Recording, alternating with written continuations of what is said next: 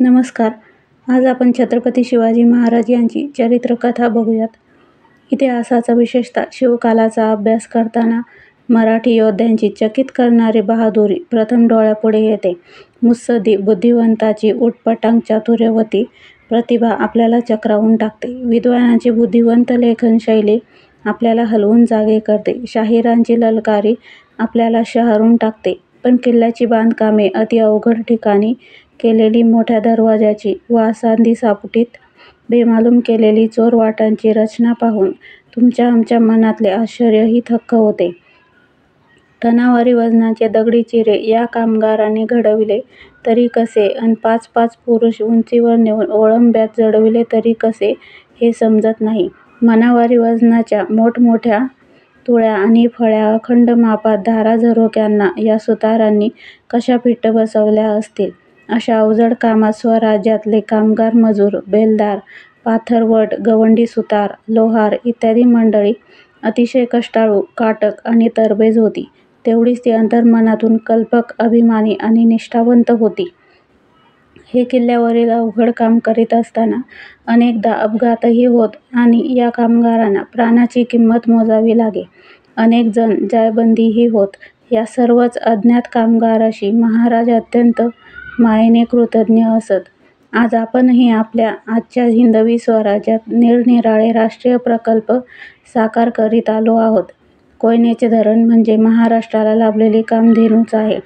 ते धरण बांधताना कितीतरी कामगार कायमचे जायबंदी झाले आणि सुमारे 40 कामगार काम करता करता झालेल्या अपघातात ठार झाले.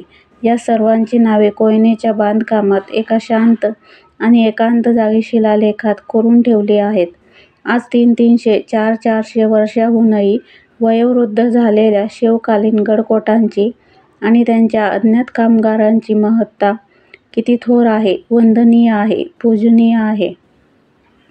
सूर्योदयापासून सूर्यास्तापर्यंत पसरलेल्या विशाल आकाशात स्वराज्याचे वैमानिक बनून पराक्रम करून नक्षत्रताऱ्यांच्या अक्षरांनी लिहिले पाहिजेत.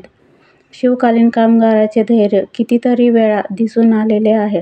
कांसा बेटावरील पद्मदुर्ग बांधताना आणि खांदेरी बेटावरील तट बांधताना जंजिरेकर हापशांच्या आणि मुंबईकर इंग्रजांच्या तोफा बंदुकांना न जुमानता न घाबरता कोकणच्या कामगारांनी हे 2 किल्ले उभे केले.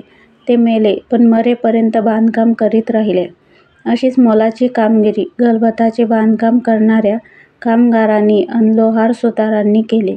या साऱ्या बांधकामात कामगारांनी कुठे कुठे गणपती, मारुती, कालभैरव, भवानी, खंडोबा या देवदेवतांच्या मूर्ती कोरलेल्या आढळतात, तर कुठे सुसरी, मगरी आणि घोरपडी यांच्याही आकृती कोरलेल्या दिसतात.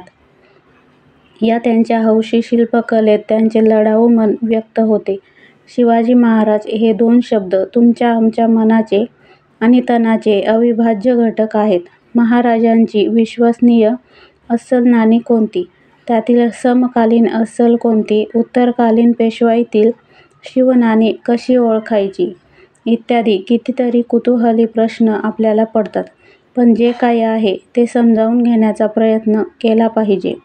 अशा सगळ्या वस्तूंना शिवस्पर्श असे नाव देता येईल. असे शिवस्पर्श आज किती उपलब्ध आहेत? महाराजांनी स्वतः जे काही हाताळले अन वापरले असे आज नक्की काय काय आहे? पहिली वस्तू म्हणजे त्यांची भवानी तलवार. या तलवारीबद्दल प्रचंड कुतूहल अन तेवढेच प्रेम सतत व्यक्त होत असते. ही तलवार साताऱ्याच्या जलमंदिर राजवाड्यात श्रीमंत छत्रपती राजे उदयन महाराज भोसले यांच्या खास व्यवस्थेखाली अत्यंत सुरक्षित बंदोबस्तात ठेवलेली आहे. लंडन येथील बकिंगहॅम पॅलेसमध्ये छत्रपती महाराजांच्या खास शस्त्रालयातील एक तलवार राणी एलिझाबेथ यांच्या राजसंग्रहालयात आहे. प्रिन्स ऑफ वेल्स पदावर असताना इंग्लंडचे राजे 7वे एडवर्ड हे इ.स. 1875 मध्ये भारतात आले होते. त्यावेळी त्यांना कोल्हापूरच्या श्रीमंत छत्रपती शिवाजी महाराजांनी भेटीदाखल ज्या मौल्यवान वस्तू दिल्या त्यात एक अत्यंत मौल्यवान आणि सुंदर अशी तलवारही दिली. या तलवारीचे नाव कोल्हापूर दरबाराच्या दप्तरखान्यात जगदंबा म्हणून नमूद आहे. ही तलवार रत्नजडीत मुठीची आहे. त्यावर 72 माणके आणि अगणित हिरे जडविलेले आहेत. ही तलवार जगदंबा कोल्हापूर महाराजांची आहे. ती पुन्हा छत्रपती महाराज कोल्हापूर यांच्या राजवाड्यात परत यावी अशी सर्व जनतेचीच इच्छा आहे. ही जगदंबा तलवार बकिंगहॅम पॅलेसमध्ये अतिशय शानदार दिमाखात ठेवलेली आहे. तशी आस्था आणि व्यवस्था ठेवण्याची थोडीफार सवय आम्हाला लागली तरीही खूप झाले. शिवाजी महाराजांचे वाघनखं लंडनच्या व्हिक्टोरिया अल्बर्ट म्युझियममध्ये आहे. हे वाघनखं उत्कृष्ट पोलादी आहे.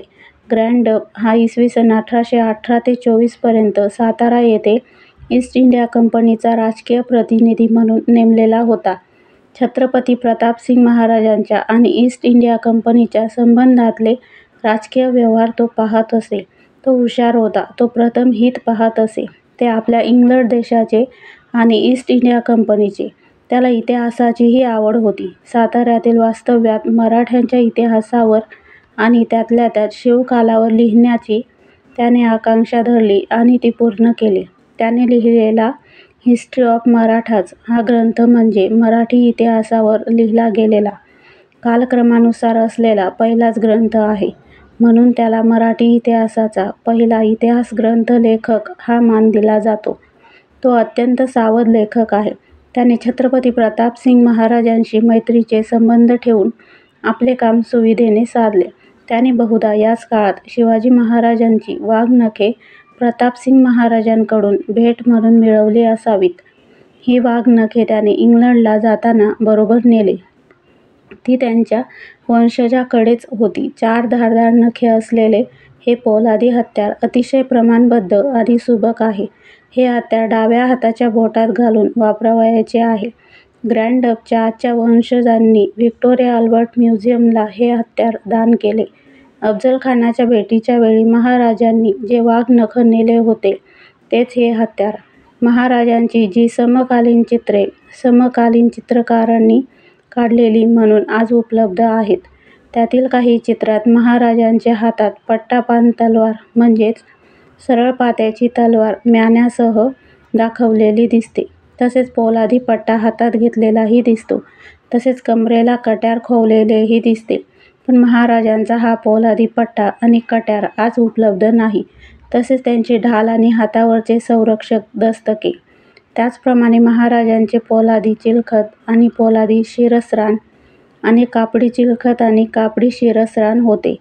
पण आज त्यातील काहीही उपलब्ध नाही. याशिवाय त्यांच्या खास शस्त्रागारात आणखीही काही हत्यारे असतीलच. त्यात भाला, विटे, धनुष्यबाण, खंजीर इत्यादी हत्यारे असणारच. अफझलखानाच्या भेटीच्या वेळी त्यांनी प्रत्यक्ष वापरलेला बिचवा होता. बंदुका, तमंचे म्हणजे ठासणीची पिस्तुले, कडाबिना म्हणजे नवसायासारखे तोंड असलेले मोठे पिस्तूल, या दारूबरोबरच अनेक गोळ्या ठासून ते उडवीत असत. त्या काळची जणू ही अनेक गोळ्या उडवणारी मशीनगनच. अशी विविध प्रकारची हत्यारे राजशास्त्रालयात नक्कीच असणार. धातूच्या हत्यारांना गोडे हत्यार असे म्हणत, अन दारू ठासून वापरण्यास हत्यारांना उडते हत्यार असे म्हणत.